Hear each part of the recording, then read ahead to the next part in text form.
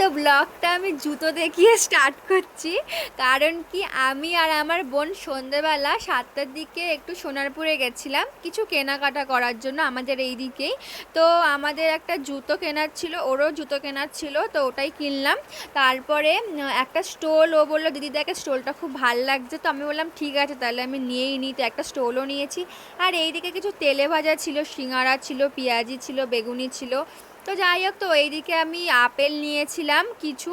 আপেলের যা দাম বাবা, তাও ওই ছোটো ছোটো আপেল নিয়েছিলাম, আর এখানে 1 ডজন কলা নিয়েছি।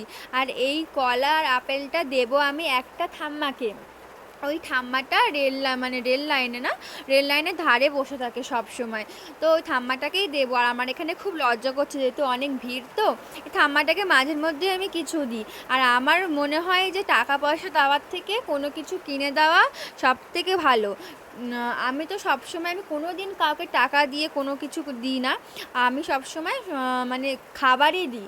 আর এইদিকে খুবই ঝড় আসছিল, তো আমার বোন বলছিল মোমো খাবে, আমারও মোমো খেতে ইচ্ছা করছিলো। তো এখানে না মোমোটা খুবই সুন্দর, আর 50 টাকা 8 পিস মোমো দেয়, আর খুবই ভালো। আর দেখো কীরকম ঝড় এসেছে, আর ঝড়ের সময় মোমো খাচ্ছি, জাস্ট ওয়াও ছিল ফিলিংসটা। আর এইদিকে তো আমাদের মোমো খাওয়া হয়ে গেছে, তাড়াতাড়ি করে বাড়ি যাচ্ছি।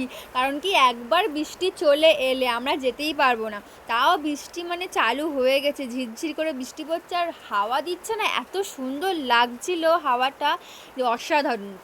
তো এইদিকে আমার বোন হচ্ছে হাফ ভেজে গেছে, ঠিক আছে, পুরো কি বলে, পুরো চান হয়ে গেছে। আর আমিও পুরো ভিজে গেছিলাম, এসেই সঙ্গে সঙ্গে ভয়েস ভিডিওটা দিচ্ছি। আর আমারও এখনও চুল ভেজা আছে। যাই হোক, তো এই জুতোটা আমি কিনেছিলাম, কেমন হচ্ছে অবশ্যই তোমরা কমেন্টে বলো। আর এই স্টোলটা তো তোমরা আগেই দেখলে, কিনলাম 50 টাকা দিয়ে। আর বাড়িতে বেশি দেখো চুল ভিজে গেছে, এবার আমি ঘুমাবো। টাটা।